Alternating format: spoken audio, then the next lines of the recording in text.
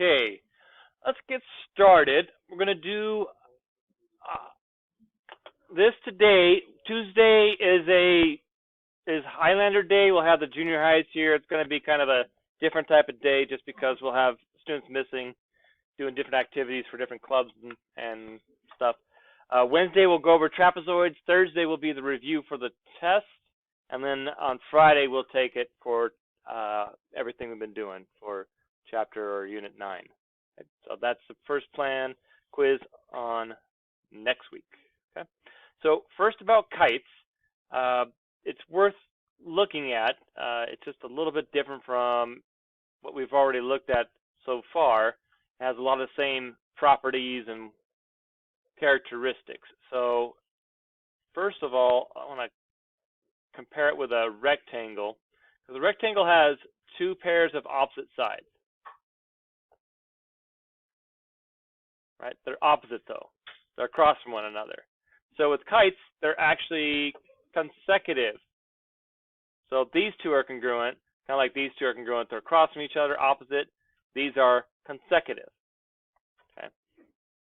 So it's kind of similar as in they have two sets of congruent sides like a rectangle, but these are opposites and these are actually connected. They share a point. So these two, PQ and PS, are congruent.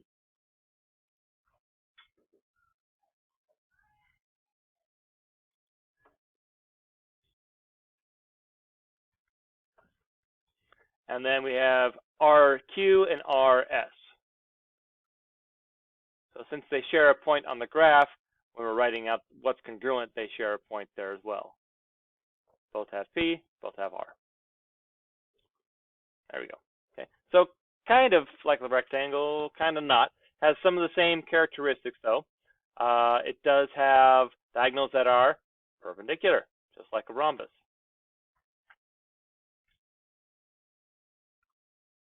Okay. So once again, just like a rhombus, BD is perpendicular or makes 90-degree angle with AC.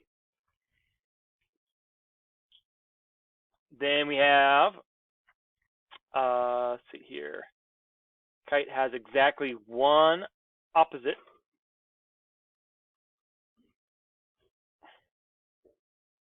Let's see here, angles that are congruent. Yeah. So whereas parallelogram has two pairs opposite, this one has one pair, right?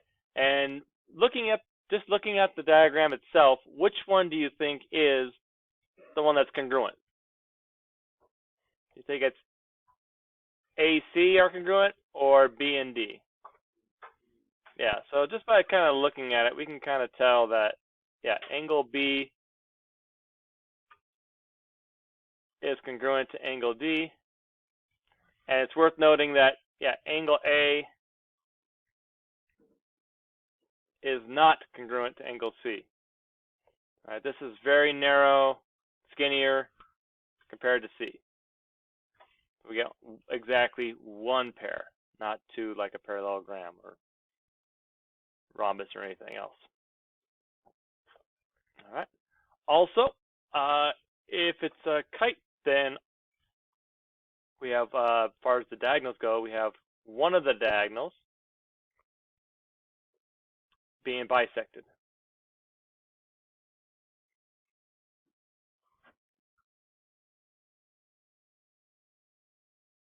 Okay.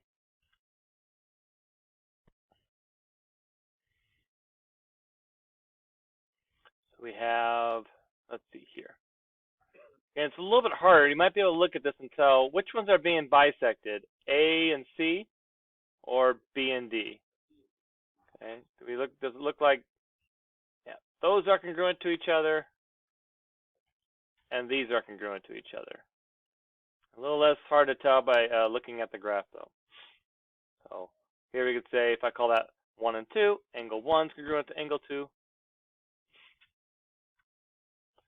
And if I call this 3 and 4, angle 3 is congruent to angle 4. Okay. And if we wanted to, we could put in, let's see here, angle 5 is not congruent to angle 6. I'll call this 7 and 8. Angle 7, not congruent to angle 8. So we only have one of the diagonals. So far we have one of the opposite angles that are congruent, right? With angle C not equal to angle A. Kind of like a 1 and 1. Let's see here, orange. Then lastly, we have exactly one diagonal being bisected by the other.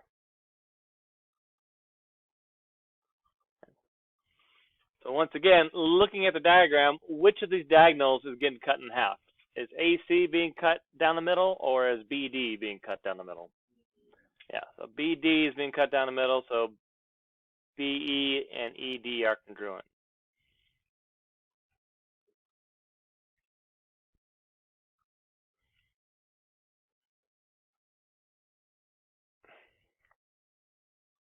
Okay. While AE is not congruent to CE. So we can tell this basically by looking at it, obviously, hopefully, that AC is not being bisected, that AE is much bigger than CE, right? So as you're doing all these problems, you might be thinking, I know one diagonal is this, one angle is that. Trying to remember them all just by having a list in your head is kind of hard, but if you have a diagram, it makes it a whole lot easier. We can kind of tell, like back up here, A is definitely not congruent to C. You know, one's very, very much different, right? So we'll know which ones to set equal to each other in the equation and whatnot, okay? So those are the characteristics. Again, it's kind of like a wannabe rectangle, wannabe rhombus. It has some of the characteristics, everything, but not quite, you know, it's kind of standalone by itself because of that. All right, so let's just look at one of these, and you'll have some time to work on it. So always start by marking things up on your diagram correctly. Start there. We have BAE, so that's this right here. That's 32.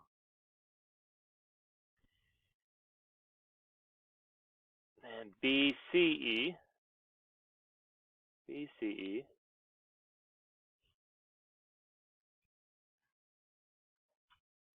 62 degrees.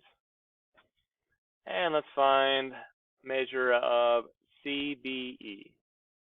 So right here. Find that angle.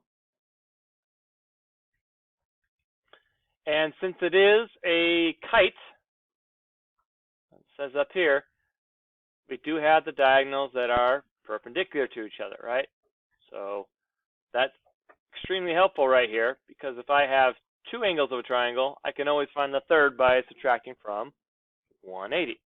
Okay? So measure CBE, right, should be equal to what we're trying to find, the measure of CBE. Oh no, that's not right. Let's do it like this. We're going to start off with 180. That's 118. Let's try this. 180. And we're going to subtract the two angles that we know. So we're going to subtract 90 degrees and subtract 62. Okay. And what does that come out to be? All right, well, minus 90 be 90. All right, 90 minus 62. 90 minus 60 is 30. So minus 2 more would be 28 degrees. There we go. Now we know right here is 28 degrees.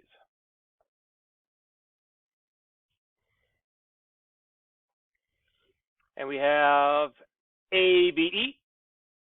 ABE, that's right here.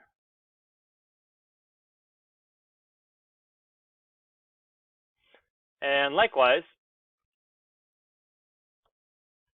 this angle is 90 degrees.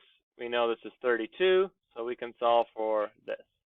So we just need to subtract from 180, the whole triangle, minus the two angles we do have, which are 90 degrees and 32.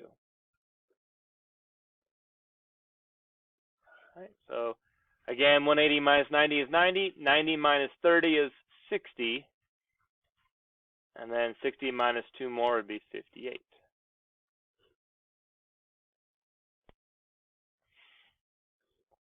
Right.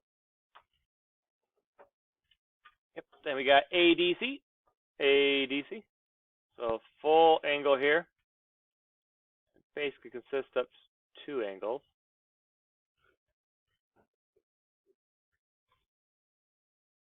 All right. Now let's see here what we know. We know that these two are congruent, right? This must also be 62 degrees. Right? It tells us up here that 3 and 4 are congruent. So this is 62, this is 62. And then we have 62, we have 90 degrees, right? And we also know that this diagonal is bisected, right? This is congruent to this. So by angle, angle, side, I know that these triangles are congruent. That's important because if we're trying to find this whole angle, and I already know that this one's 28, I can prove that this one is also 28 degrees. And by the same way, this is 32, this is 90, and this is bisected. This is 32, also 90.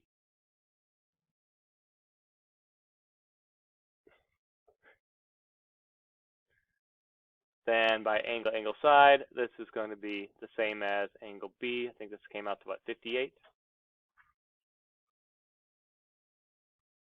Up here, right? So I know this is 58 down here.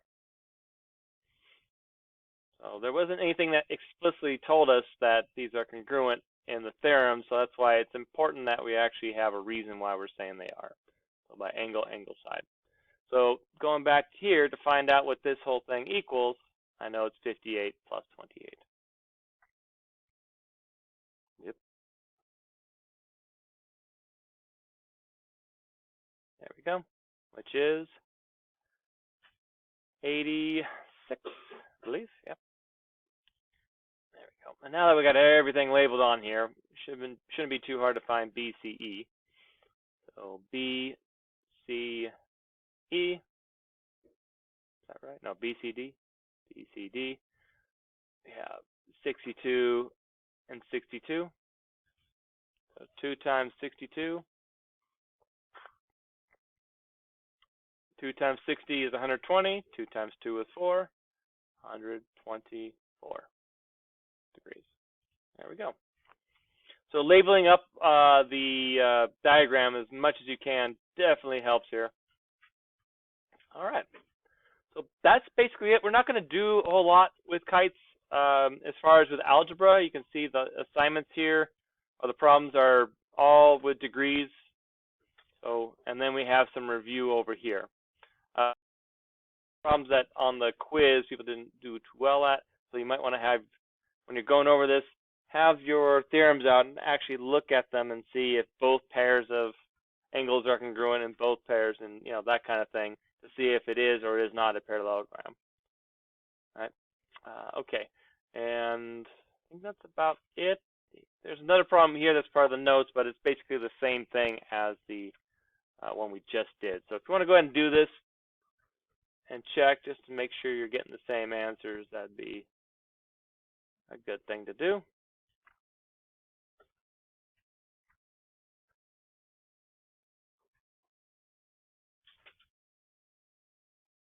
There you have it. Okay, so we got a little bit of time. If you've been absent and you're missing any assignments, you haven't turned them in from this week or last week, get those done first and turn them in, and then come to this assignment. If you're done with everything else, then just get this done, and you'll be set for the 3-day weekend. And just come back from the weekend getting ready for a quiz really fast. Okay. All right, go to work.